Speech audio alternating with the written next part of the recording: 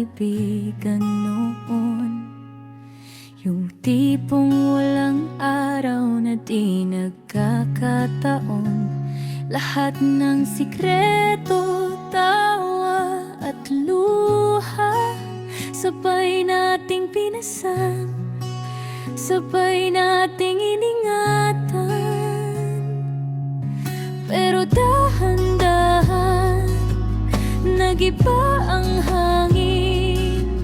Yung dating tawag ngayon hindi mo napansin. Walang dahilan, walang paliwanag, pero ramdam ko may nabago sa pagitan.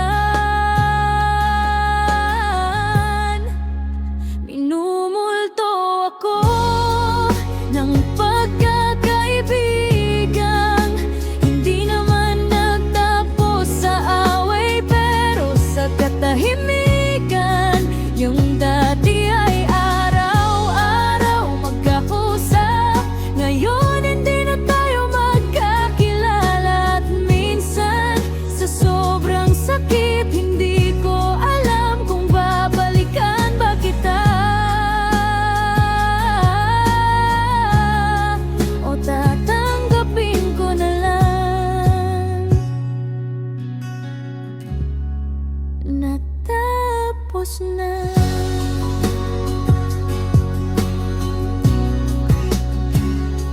May mga gabi na gusto kong mag-chat,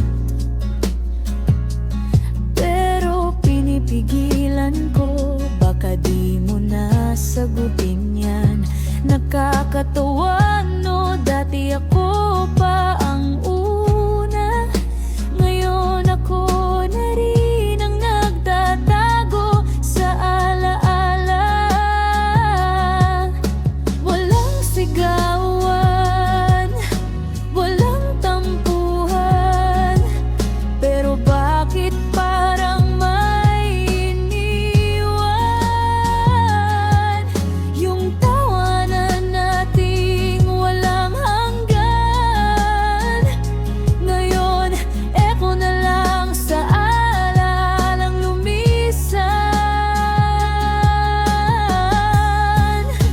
Minumulto ako ng pagkakaibigan, hindi naman nagtapos sa away, pero sa katahimikan.